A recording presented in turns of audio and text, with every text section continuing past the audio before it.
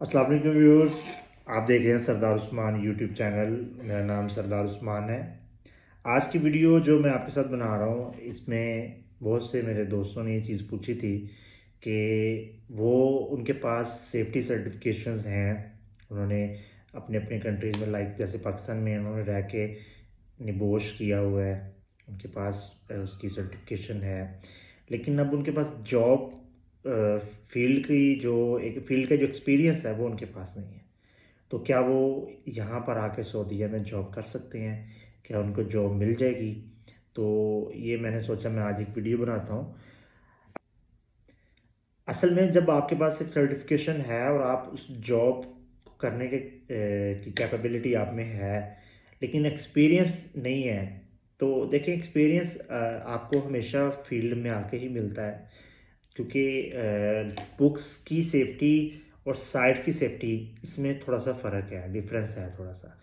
जो बुक्स में हम पढ़ते हैं और जो हम साइट पे देखते हैं, थोड़ा सा इसमें डिफरेंस है। तो क्या है कि आप जो लोग ये सोचते हैं कि उनके पास सर्टिफिकेशंस है लेकिन वो सऊदीया में अगर आएंगे तो उन्हें जॉब मिल सकती है, तो डेफिनेटली जॉब मिलेगी। आप आएँ, आप यहाँ पर आकर इंटरव्यूज़ दें, आप अपनी एक अच्छी सीवी बनाएं, उसके बाद आप कंपनियों में ट्राई करें, एज अ रेंटल आप ट्राई करें, आपको इंशाल्लाह कहीं ना कहीं जॉब मिल जाएगी। कैसे मिलेगी कि आपको स्टार्ट में लोकल प्रोजेक्ट्स, जो कंस्ट्रक्शन के प्रोजेक्ट्स हैं, उनमें आपको जॉब मिल सकती है। लेकिन उसके लिए क्राइटेरिया ये है कि उसमें आपको रेट कम मिलेगा, मे बी। और अगर आपको रेट कम मिलता भी है तो डजेंट मैटर, आपको तो फील्ड में एक्सपीरियंस लेना है फर्स्ट ऑफ ऑल। तो रेट पे आपको नहीं टेंशन लेने की ज़रूरत कि मुझे रेट कम मिल रहा है तो मैं ये जॉब नहीं करूँगा, नहीं, ऐसा नहीं है। सेकंड चीज़ ये है कि जब आप साइट के ऊपर जाते हैं तो फिर आपको साइट के बारे में कम से कम थोड़ा पता होना चाहिए कि साइट पे एक्टिविटीज़ क्या होती हैं, कैसे एक्टिविटीज़ वहाँ पे स्टार्ट होती हैं, और एक सेफ्टी ऑफिसर की वहाँ पर क्या रिस्पॉन्सिबिलिटी होती है। क्योंकि आप एक सेफ्टी ऑफिसर की जॉब पे जब जाते हैं तो वहाँ पर आप जाके ये नहीं शो करवाते कि मैं बिल्कुल फ्रेशर हूँ और मुझे किसी चीज़ का आइडिया नहीं है, तो फिर आप अपना कॉन्फिडेंस भी वहाँ पे लो कर लेंगे और आपकी जो एक रेपुटेशन होगी उसमें बहुत फ़र्क आएगा। तो इसलिए आप चीज़ें सुन के, चीज़ें देख के, चीज़ें समझ के फिर जाएं, फिर आपको प्रॉब्लम नहीं होगी। तो एक सेफ्टी ऑफिसर की रिस्पॉन्सिबिलिटी ये होती है, फर्स्ट ऑफ ऑल तो ये कि आपको इतना नॉलेज होना चाहिए कि जब आप टूल बॉक्स कंडक्ट करें तो आप किसी अच्छे टॉपिक पे वर्कर्स को के साथ आप अच्छे तरीके से बातचीत कर सकें, वर्कर्स को अवेयर करवा सकें। दूसरी चीज़ ये है कि आपके अंदर कॉन्फिडेंस होना चाहिए कि आपके सामने अगर कोई 100, 50, 150, 200 वर्कर खड़ा है तो आपके अंदर इतनी, मतलब कि इतना कॉन्फिडेंस होना चाहिए कि वर्कर तक आपकी आवाज़ अच्छे से जाए और वर्कर आपकी चीज़ों को सुन सके और आपसे कुछ सीख सके। दूसरी बात यह है कि आपको अपने वर्कर की सेफ्टी और साइट सेफ्टी दोनों का ख्याल रखना है। वो कैसे रखना है कि आपने अपने वर्कर को टूल बॉक्स में ही अवेयर कर देना है, अवेयरनेस दे देनी है कि क्योंकि वर्कर्स क्या करते हैं कि वो अननोन होते हैं चीज़ों से, उनको वो पहले वो चीज़ें नहीं सोचते। जब खुदा ना खास्ता कोई मेजर इंसिडेंट हो जाता है तब फिर परेशानी होती है, तब वो सोचता है कि मैंने अपने साथ गलत किया है। एज अ सेफ्टी ऑफिसर आपकी रिस्पॉन्सिबिलिटी है कि आपने इंसिडेंट से पहले उसको अवेयरनेस दे देनी है कि अगर वो ये अनसेफ एक्टिविटी करेगा या किसी अनसेफ एक्टिविटी की कोशिश करेगा, जाएगा उसमें, तो उसके लिए ये प्रॉब्लम हो सकती है, ये इंसिडेंट हो सकता है। तो ये एक सेफ्टी ऑफिसर की रिस्पॉन्सिबिलिटी में आता है कि वो चीज़ें पहले से डिस्कस कर देता है।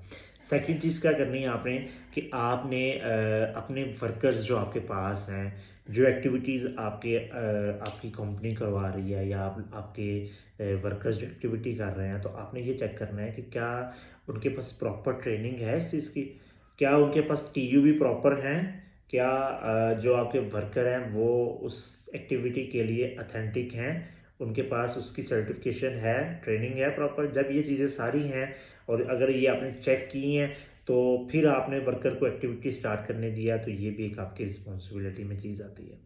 एक चीज़ ये भी है कि अगर कोई एक्टिविटी लाइक फायर से रिलेटेड हॉट एक्टिविटी हो रही है, तो आपकी रिस्पॉन्सिबिलिटी क्या है कि आपने उसके लिए प्रॉपर उनको पहले ट्रेनिंग देनी है कि अगर आप एक्टिविटी स्टार्ट कर रहे हैं, हॉट एक्टिविटी स्टार्ट कर रहे हैं, तो उसके लिए आपको क्या-क्या चीज़ें रिक्वायर्ड हैं। फायर एक्सटिंग्विशर आपने के पास होना चाहिए, फायर ब्लैंकेट आपके पास होना चाहिए और जो वर्कर हॉट एक्टिविटी करने वाला है, उसके पास वेल्डिंग की प्रॉपर ट्रेनिंग होनी चाहिए। तो जब ये चीज़ें आप चेक करके स्टार्ट करवाएँगे एक्टिविटी, तो फिर कोई प्रॉब्लम नहीं हो सकती, फिर आप बहुत सारी चीज़ों को पहले से कवर अप कर चुके होते हैं, ठीक है। ऐसे अगर कन्फाइंड स्पेस में कोई एक्टिविटी स्टार्ट करवा रहे हैं, तो वहाँ की भी प्रॉपर आपने पहले वर्कर्स को ट्रेनिंग देनी है, ठीक है। उसके साथ-साथ क्या होता है कि आपने एक स्टैंड बाय मैन को वहाँ पे कन्फाइंड स्पेस के बाहर बिठाना है आपने कि यहाँ पर वो चेक करे कि जो नीचे वर्कर काम कर रहा है, उसको चेक करता रहे, उसकी हेल्थ के मामले में उसको मैसेज मिलता रहे, ठीक है। अगर आपने वर्क एट हाइट पे एक्टिविटी स्टार्ट करवानी है, तो आपने अपने वर्कर्स को प्रॉपर फुल बॉडी हार्नेस पहनने का बताना है कि वो फुल बॉडी हार्नेस पहने, प्रॉपर पीपीज़ में काम करें, हेलमेट उसकी चेन स्ट्रिप लगा के काम करें, प्रॉपर सेफ्टी शूज़ पहने हों। तो ये सारी चीज़ें जो हैं एक सेफ्टी ऑफिसर की रिस्पॉन्सिबिलिटी में आती हैं कि उसने अपने वर्कर को ये चीज़ें सारी अवेयर करवानी होती हैं। दूसरी और एक और बात वो ये कि अगर खुदा ना खास्ता अगर आप देखते हैं कि आपकी वर्कर्स या आपकी साइट के ऊपर ड्यूरिंग एक्टिविटी कोई इंसिडेंट हो जाता है, कोई कैजुअलिटी हो जाती है, तो सबसे पहले आपने अपनी नर्व्स पे कंट्रोल रखना है। आपने पैनिक नहीं होना। अगर आप पैनिक होगे तो जो वर्कर हैं आपके वो आपसे ज़्यादा पैनिक हो जाएंगे। तो क्या करना है कि आपने अपनी नर्व्स पे कंट्रोल रखना है। उसके लिए आपने इमरजेंसी जो रिस्पांस प्रोसीजर है उसको फ़ौरन इमीडिएटली आपने क्या करना है, फॉलो अप करना है।